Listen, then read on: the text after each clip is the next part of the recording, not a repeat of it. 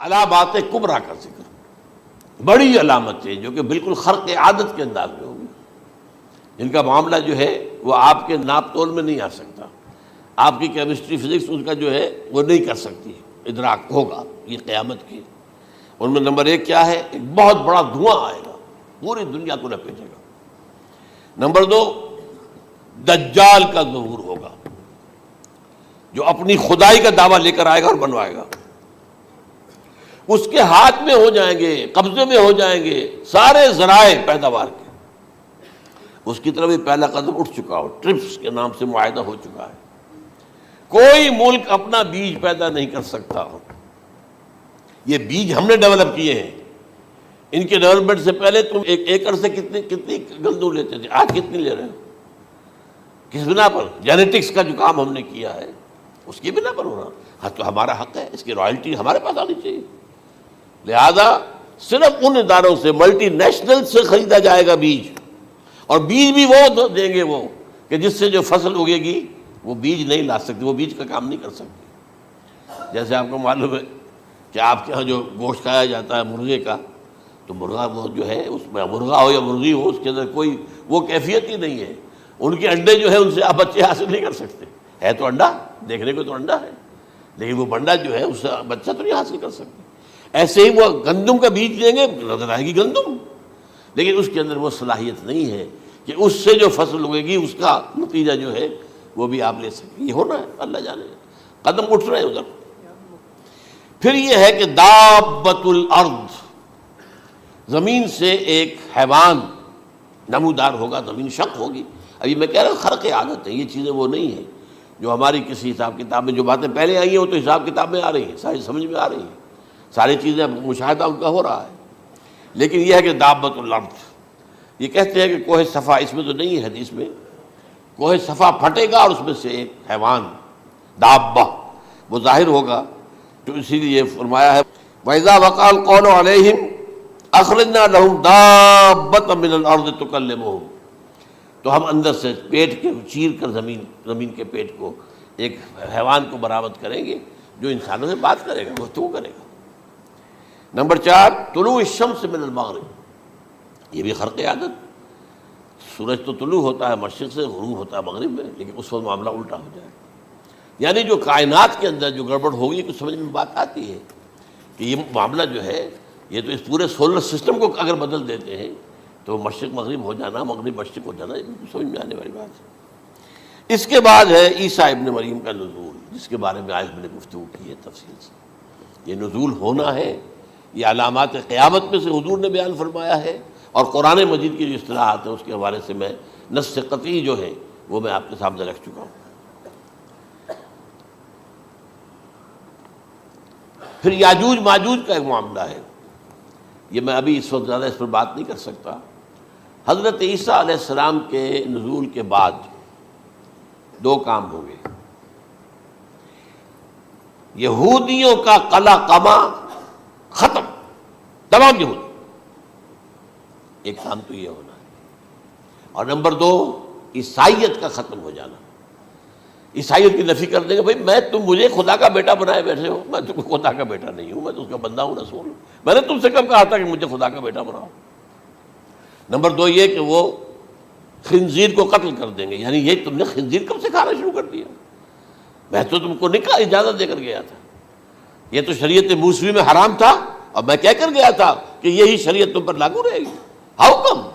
تم نے کیسے یہ؟ آج بھی بہت سے رومن کیتھولکس جو ہے وہ سور نہیں کھاتے، وہ اس میں ہے ان کے اندر کچھ نہ کچھ بات جو ہے جو حضرت عیسیٰ کی تعلیمات کا کچھ اثر ان کے ہاں ہے۔ میں تو ایک مرتبہ، یہ 1971 کی بات ہے، 4-5 دن کے لیے برسلز میں رکا تھا، اس لیے کہ وہاں مجھے ایک صاحب نے خط لکھا تھا کہ وہاں ایک نوجوان ہے، ابھی اس ایمان لایا ہے، اور اس کے کچھ مسائل ہیں، ہم کوشش کر رہے ہیں ان کے مسائل حل کریں، آپ بھی جا رہے ہیں۔ میں انگلینڈ جا رہا تھا تو واپسی پر آپ ان کے یہاں چند دن ٹھہرے، میں حیران ہوا۔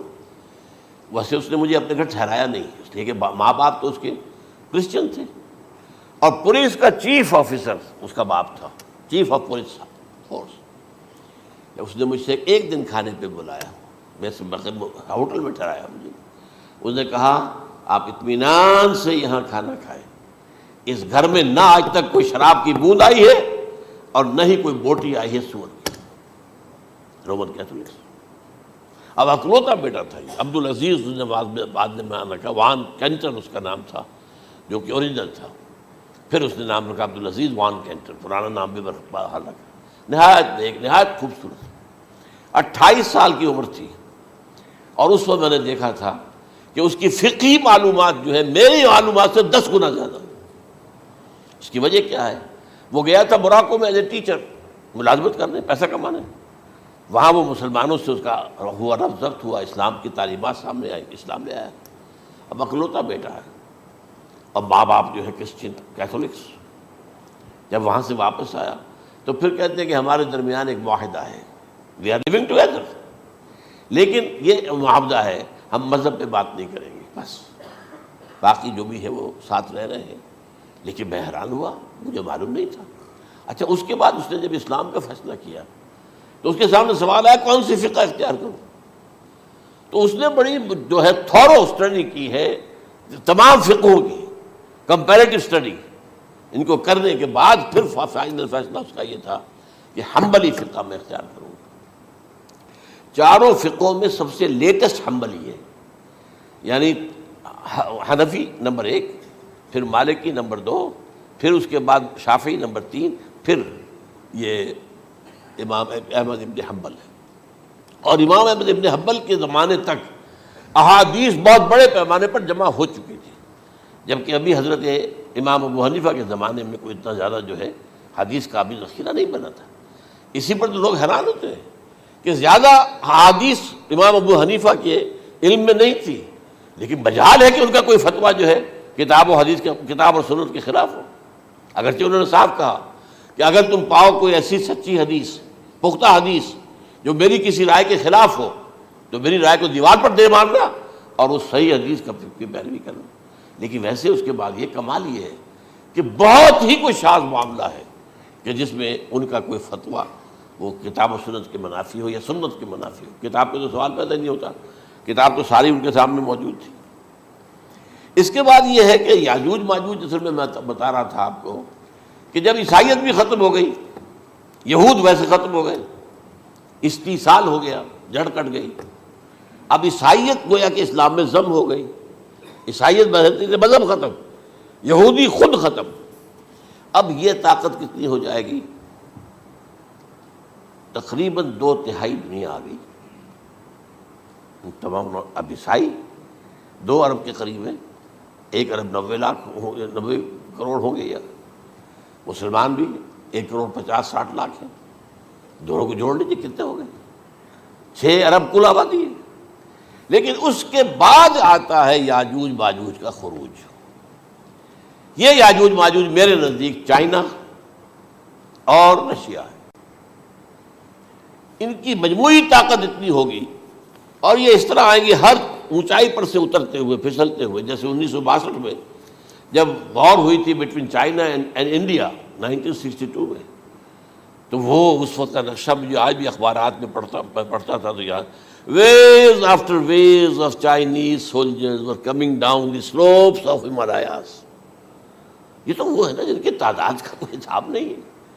اور رشیا اور یہ مل کر جو ہے، میرا اندازہ یہ ہے کہ جب پہلے ملحمۃ العظمیٰ ہوگی وہ عیسائیوں اور مسلمانوں کے درمیان، اس وقت یہ دونوں پاورز نیوٹرل رہیں گی.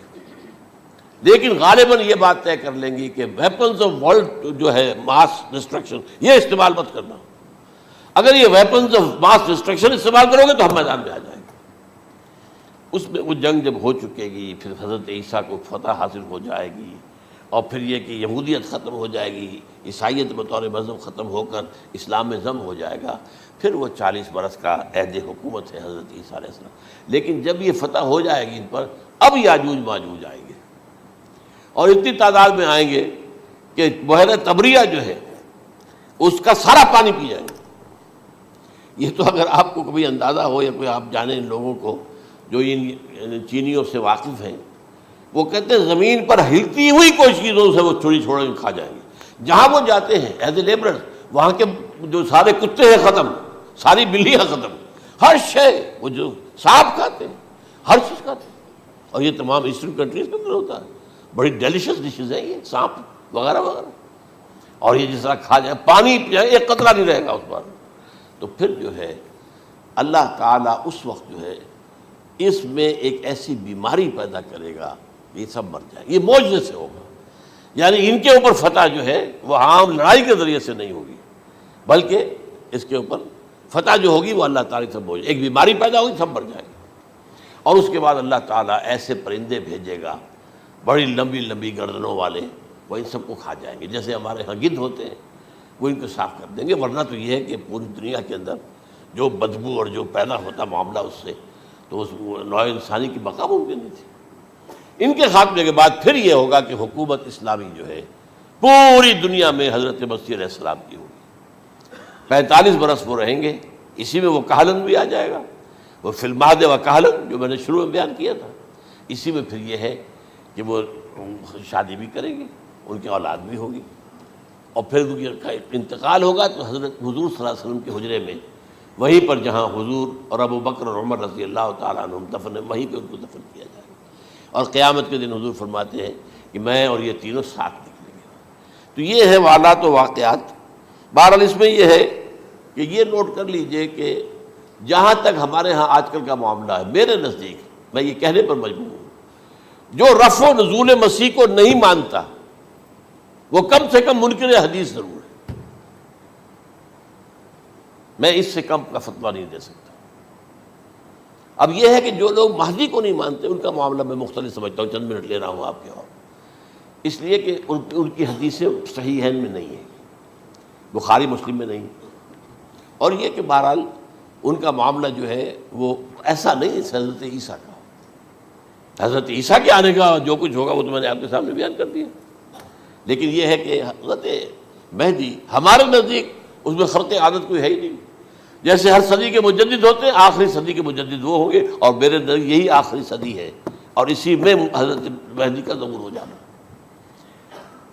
سعودی عرب میں کوئی خانہ جنگی ہوگی کسی بادشاہ کے انتقال پر، اور پھر اس وقت یہ ظاہر ہوں گے. اس وقت ملک کے حالات کو سنبھالنے کے لیے لوگ ان کو زبردستی نکالیں گے، چھپے ہوئے ہوں گے ایک گھر میں. یہ حضرت ام سلمہ رضی اللہ تعالی عنہ کی روایت ہے کہ ایک بادشاہ کے انتقال پر یہ خانہ جنگی ہو جائے گی، اور ایک شخص مدینے سے بھاگ کر مکے میں چھپ جائے گا.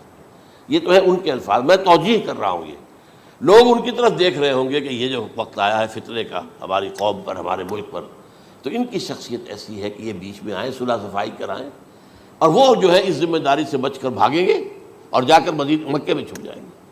پھر لوگ انہیں تلاش کر کے نکالیں گے اور زبردستی ان کے ہاتھ پر بیعت کریں گے، ورنہ وہ اتنے بڑے منصب کو. اور پھر یہ بھی ہے، ایک حدیث میں آتا ہے یصلحُ فی لیلۃ واحدہ، ایک رات میں ان کی مکمل اصلاح کر دیں گے.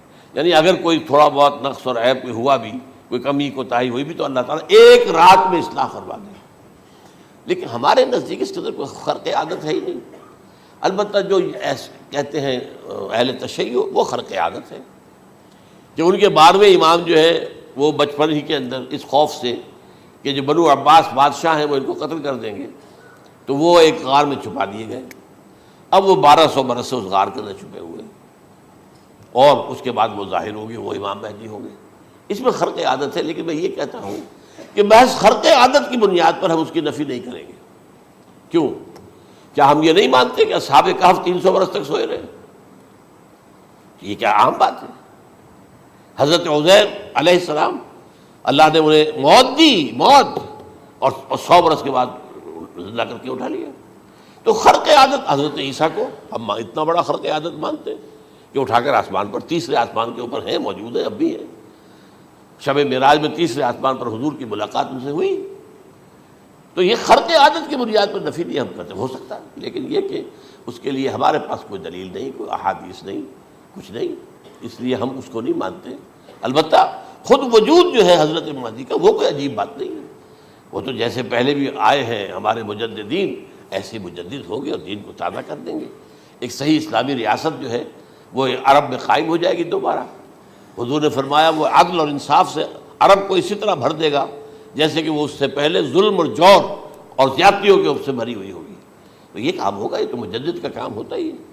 اس حوالے سے لیکن بہرحال میں نے پھر بھی کہا کہ اگر احادیث کی کمزوری کی وجہ سے کہ صحیح عین میں نہیں ہے، اگر کوئی شخص انکار کرے تو مجھے کوئی اعتراض نہیں ہے، ٹھیک ہے، لیکن جو حضرت عیسیٰ کے نفع سماوی اور حضرت عیسیٰ کے نزول کا انکار کرتا ہے وہ کم سے کم، میں انہیں اور آگے کوئی فتویٰ نہیں دیتا کہ وہ کافر ہو گئے یا یہ ہو گیا یا وہ ہو گیا، لیکن منکر حدیث کے لائن میں تو وہ لازماً کھڑے ہو۔